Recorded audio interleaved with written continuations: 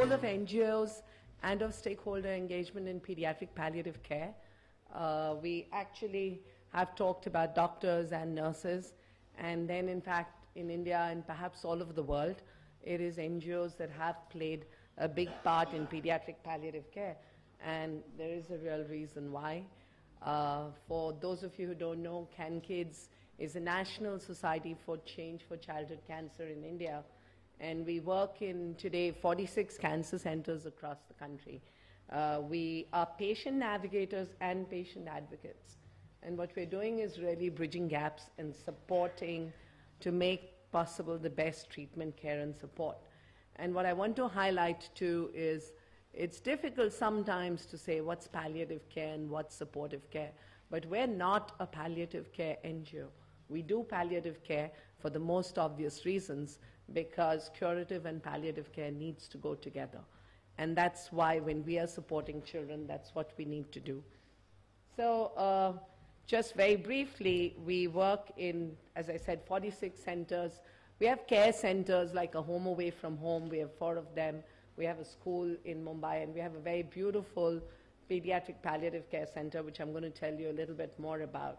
And since 2004, when we first started, we've actually supported over 28,000 families of children with cancer. But just the weirdest bit, every 3 minutes, a child is diagnosed with cancer somewhere in the world. And each year, more than 215,000 children from the age of 0 to 15 and 85,000 children between the ages of 15 and 19 are diagnosed with one of 16 types of cancer. So that's the world statistic, right? And then when we come to India, we look at the same figures, and we see that in India, that same figure is 40 to 50,000 in the age group of 0 to 15, and maybe about 20 to 30,000 odd. We don't know that figure. We don't have good registry data. But we would say that about 70 to 80,000 children who are diagnosed with cancer in India each year. And when we see that while worldwide 70 to 95% children are being cured of cancer because of better treatment, because of better protocols, but in India it's estimated that 60 to 70% children are dying of cancer. So it's but obvious that that is a real need for palliative care, even if we just defined palliative care as terminal care, which it is not. In our country, 60% of the children don't make it to a cancer center anywhere, so we actually have a fair amount of data ourselves by working in all these centers to know that if it's 50,000 children in the age group of 0 to 15 each year, not more than 20,000 are making it to any cancer center anywhere, which means the remaining 30,000 are probably dying unless Baba Ramdev or someone is really doing a good job of keeping them alive. And when they do, their cancers are often in very advanced stages. And when they actually come for treatment, they often abandon because they don't get proper supportive care, they don't get financial help. When they're already in advanced stages, the one thing that they do need a lot of is palliative care support, and that is something that they miss and they lack. And that's exactly why we do what we do. So obviously this is part of actually the Cankids mission statement, but I think all of us would agree this is what we all work for: the children, for their families, for good treatment, care, and support, for social and economic support, to make sure they get all the emotional support, and for reintegration into society and continuity of care. And that continuity of care is survivorship or good terminal care, end-of-life care, and bereavement support. That then is our vision statement of Cankids, and why I brought this up is to tell you that while we work for higher standards of survival, we also work for quality of life. All of us do. Earlier this morning, Dr. Mahajan was arguing with Gayatri and me, and she said, maybe you guys shouldn't call it palliative care at all. Maybe you should call it quality of life. But actually, yes, whether a child is going to be cured or not, what they do need, the child and the family, is quality of life. And in fact, if that's what palliative care is, then, more power to palliative care. That's what we all have to ensure. And then finally, we have to talk about the rights of the child and the family. And again, that's important that we look at their health, we look at for children, that they're educated through the treatment, that they actually have a childhood, they play, they have fun, and they have a right to be heard. Again, something we discussed in some of the cases this morning, that often we're not listening to our children and what they say. Importantly, the children have a right to be pain-free and to receive proper palliative care. So we developed two models, and the one is a model of holistic care, and the other is what we call our bigger model of change for childhood cancer in India. And when we do that, we work in the hospitals, we work closely with treating centers, and we provide social support services, and we provide social support teams. And all of this is for family-centered care. So I think I want to reiterate that even when we look at all the services that NGOs would provide, and when I talk about Cankids, I must say this is what any NGO would work with, standalone or with a treating center, to provide the whole range of services that families would need, and in a manner of speaking, provide the support to a treating center so that we can actually work well together to provide what we need for our families. So the other part of what we do at Cankids, just briefly, is that we, as I said, we partner with treating centers. In the case of Pediatric Palliative Care in our center here in Delhi, we partner with all the hospitals that are close by. We work state by state. We work to build capacities, and in fact, it is our privilege to actually participate and set up this conference together with Veronique, Hanife, with InPOG, CIPLA, and of course with AIIMS, because this is an important part of what we do as an NGO. As I speak, I'm highlighting all the aspects of what an NGO can actually do when we work in any space, in this case, pediatric palliative care. We also work on research and quality care and impact, and we work on stakeholder engagement, trying to bring stakeholders together, trying to facilitate that somehow we work together to arrive at common goals. So this, and I don't know how clearly you can see it, but it's basically a model for how to build up services in resource-limited countries in India when it comes to pediatric oncology. And if you see from a level 1 country all the way to a level 4 country, in a level 1 country, the most important thing, the most resource-limited country, the most important thing to provide is good palliative care, because we're still talking about very, very low survival rates. We're still talking about children coming in advanced stages of cancer. They need pain symptom management from moment go, and they need a lot of emotional and psychological support right through. So if we look at any model anywhere in the world, this is what it will say: palliative care, palliative care, palliative care, till you get to maybe, as I told a joint secretary one day, I said, how can you not talk of palliative care? Because if you don't, I mean, we're still in a world where in the adult world, 50% survival rates, and in the world of children, maybe 70 to 95% internationally, but in our country, that's not it. So how can we not keep underscoring palliative care? And therefore, an important thing that I again want to highlight, something that I've observed a lot, we tend to continue to talk about just end-of-life care and terminal care, and even our own teams are often confused because it's difficult to integrate palliative care from the moment of diagnosis unless you work really closely with the treating team, or for that matter, as the treating team, as a doctor, a nurse, a social worker, or any healthcare person for that family, you understand both aspects, the curative and the palliative. So actually, it's as important for an oncology doctor and an oncology nurse and an oncology social worker to know about palliative care, in fact, even more. And I think that's one big reason why we want to continue to educate in this sphere. So if we look at these 4 aspects, and we all know these 4 aspects that deal with pediatric palliative care. So the physical aspect, the social aspect, the emotional aspect, and the spiritual aspect. And then let's look at how NGOs actually play a vital part, and perhaps why NGOs are so very present in the world of palliative care. So this is the WHO Cancer Control Knowledge into Action Manual on Palliative Care. And it says that the healthcare providers involved in palliative care may include that whole lot. And we've talked about and we've done sessions with physicians and nurses. But let's see what a social worker can do, or what a psychologist can do, what volunteers can do, and which is why they play a vital and important role in this space. So I've extracted from the WHO report, and I don't know if you can read it all the way at the back, but some of it is most obvious, right? The role of a social worker or a psychologist is to help the family and the patient deal with personal and social problems.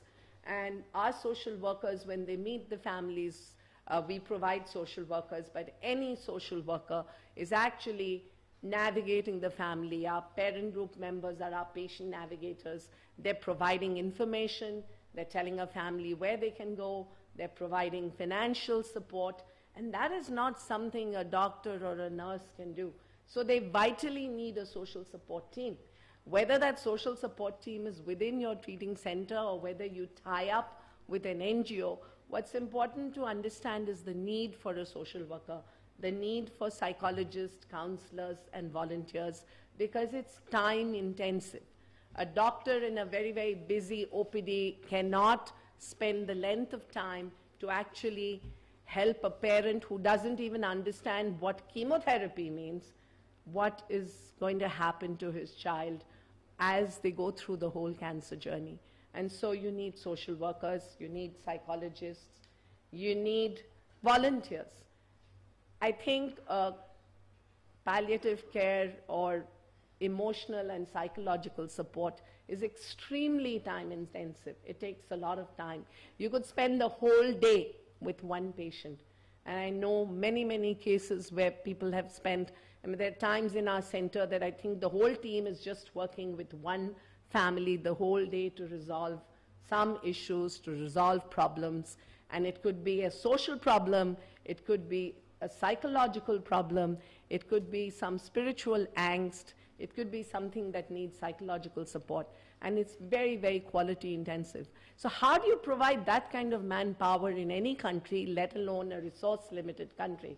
You provide it by actually having good volunteers and training them so that they can work alongside with you. Perhaps to come read a book, perhaps to come play some music for a child, perhaps to do something with the families, perhaps to just offer respite care. Same thing with educating the families or the caregivers. Very important part. A lot of children's treatment is on outpatient basis. The families go back home. We've started a whole patient education program. Every Friday, we'd run a patient education program at our center. And a big part of it is to help the parents or the caregivers actually take care of their children when they go home. And that, I think, is really, really important as well. And again, a big piece that an NGO can do. So looking at it again, what is the role of NGOs in pediatric palliative care?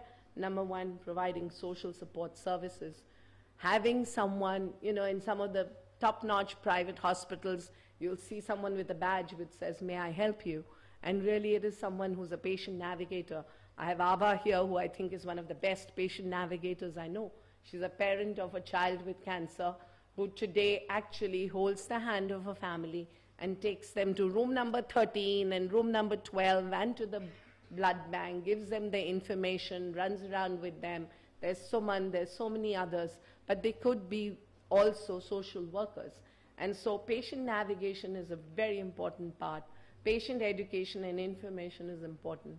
Providing the financial support is important for treatment, for palliation, for education of the child, for accommodation, maybe for the kind of food the child needs, for gifts, for transport, for funeral expenses, for reintegration and livelihoods. Because so many of our families, when they come here, have no other means of earning or looking after the rest of the family. So I think that financial help is something that you can count on your NGO to give you. And that is why, again, I cannot but underscore this bit. It's very, very vital. And I know for doctors and nurses who really care, it often becomes the most frustrating thing. I just want to give my kid a video game because the kid asked for a video game. And I think Dr. Rakesh mentioned this. I said, yeah, and he said, I just called up and told Abha, can you bring a video game for the child? And there it was. And I think that's important. It makes a doctor or a nurse, Sister Hanife spoke about looking after the nurses. And when the nurses are able to ask our team, can the kid have this? Can the child have that? It makes it so much easier for the nurse as well, for the nurses and the doctors, just as it does for the parent and the family.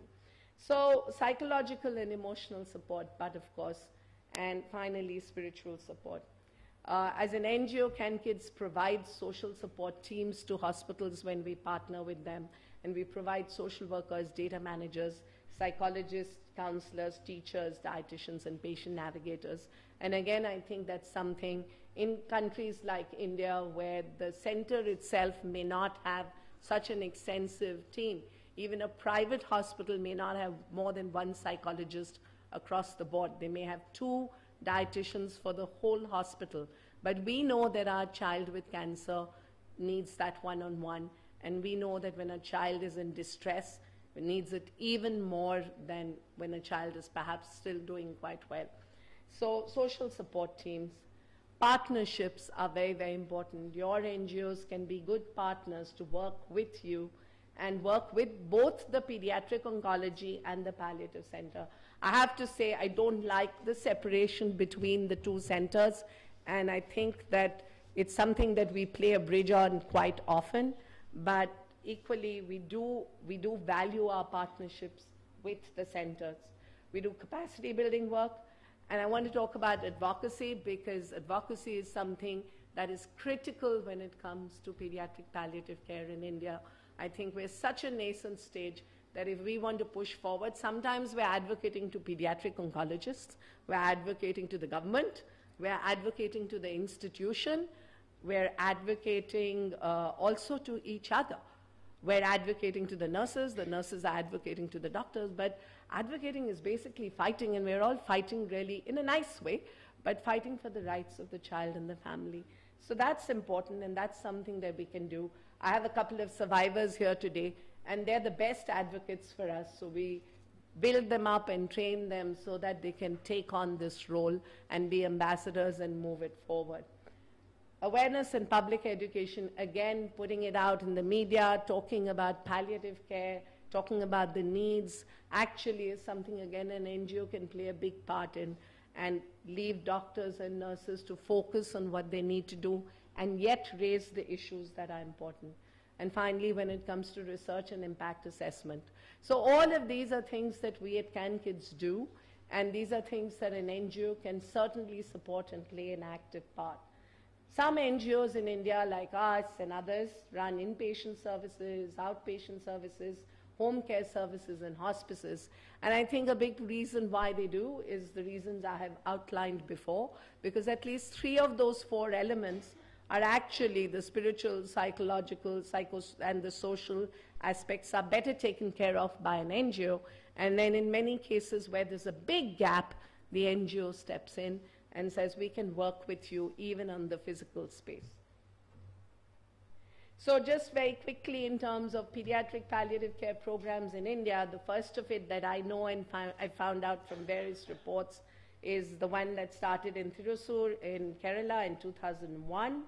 And then the next one was the Pediatric Palliative Care Unit that was set up in an existing palliative care setup at the Tata Memorial in 2002. And I'm sure Dr. Marianne was a big part of the setting up of this unit. There was the Caring for Childhood Cancer and Chronic Illness Program in Calicut in Kerala in 2007.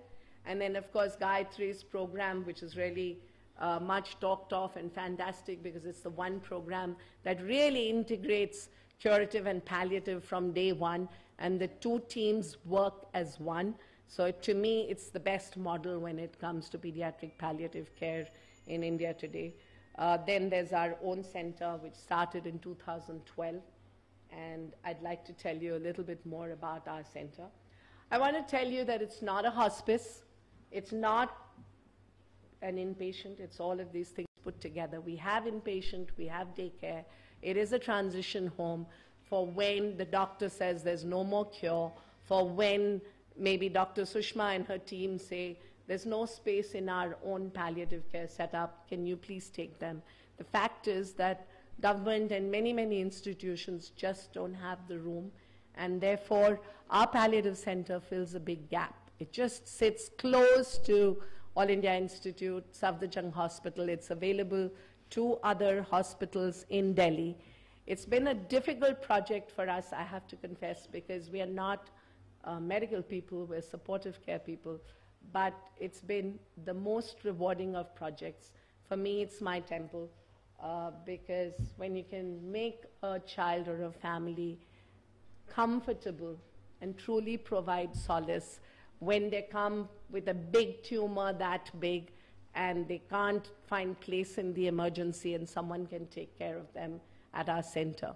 When they come and they have a surgery the next day and they don't know where to go and they're struggling with the pain and there's no place in a busy government hospital, they can find place in the center. And I think, which is why this center is that important to us. So it's at Gautam Nagar, for those of you who don't know. It was launched in 2012. I have to say that Gayatri played a big part by coming and doing a workshop with us 2 or 3 years before. So we have relationships with a lot of the people here, a big piece of what we call stakeholder partnerships again. And we set this up with those 2 aims: to provide proper palliative care and supplement patient support at the hospitals near us and in Delhi NCR, and to network with other centers and with others to actually develop pediatric palliative care in India. And it's got 10 beds. It's a registered nursing home. We have a morphine license. We have inpatient, outpatient, daycare and emergency. We have palliative medical support facilities. There's pain and symptom management. There's a physiotherapy clinic. We have an in-house physiotherapist. We have recreation and complementary therapy room. We have a visiting psychologist who's here today, Anuradha, who's specifically dedicated to the palliative center, but Humayunis, who looks after our palliative care program, actually runs a terrific psycho-oncology service right there in the middle of the center. It caters to psycho-oncology across the country, but it's available for the Make-A-Wish, for the child life, and for all different aspects of the work we do. We also have a training center in the basement and a lovely kitchen cafeteria where Papuji cooks the best food. And so anybody ever wants to come by and have a meal with our patients and families, I think the food is really good. We all love Papuji. So that's sort of the team that we have. We have 2 doctors, 6 nurses, 2 aides, 3 patient navigators dedicated to the team, and then a full-fledged team that we're able to provide. And because it sits in the middle of all the supportive care that we do, it actually integrates into all the work that we do, and therefore, for us, it is a completely integrated model of care. Gayatri asked me in the morning, how's it different from the one that we do at MNG? And the reason it's different is it's outside the hospital, and therefore it's a different administration, but actually it performs the same function, which is to work closely, in this case, not just with the oncology centers and the oncology doctors, but as well with the palliative center and the palliative team at AIIMS or anywhere else, with the other NGOs as well, be it Can Support, who does home care, or Global Cancer Concern, or any of the others who work in the space of palliative care. So just quick milestones since we started, and the people who support us, Cipla Foundation is here. They support us and work with us as well as Mankind, who supports us. For all of you should know that NGOs really have no income stream of their own, so we rely largely on funds that we raise. And thank you, Cipla Foundation, for helping us out as well as Mankind. So in the 5 years, our Pediatric Palliative Center has actually provided inpatient care to 1,141 children and their families, 517 of which were new admissions. We have an OPD ambulatory service, and this again is another underscoring of integrating the curative and the palliative, because when the treating centers ran out of space and they had children waiting endlessly just for an IV antibiotic, they asked us if they could come to our center to get these dosages. We're open 24/7. So as a result, we have our children and our doctors and our nurses. mostly in fact our nurses, hats off to them. They run this beautiful ambulatory care service. It's properly supervised by the doctors at AIIMS, but resultingly what has happened is that since the families come in regularly, sometimes they have to be there for 3 dosages in the day. We're actually able to provide a lot of other OPD services as well. So this last year we started a very special project, which is a social support OPD. And now we run at the same time as the palliative OPD and the wound management clinic. We run a nutrition clinic. We run, the children are able to learn all day long. The teachers there all day long. Anybody who needs physiotherapy, that's available as well. And all these services are actually available to the family all the time for families who are actually on treatment. So I have to say that our terminal care is only about maybe 25% of all the children we see. So the rest is all around children who are still receiving treatment. So in that sense, we're definitely not the conventional term of hospice. Even my phone is saying, stop talking, Poonam Bagai. So I want to finish with this slide. I want to talk just for 2 minutes about what is stakeholder engagement. Very important, because we're so many stakeholders here today.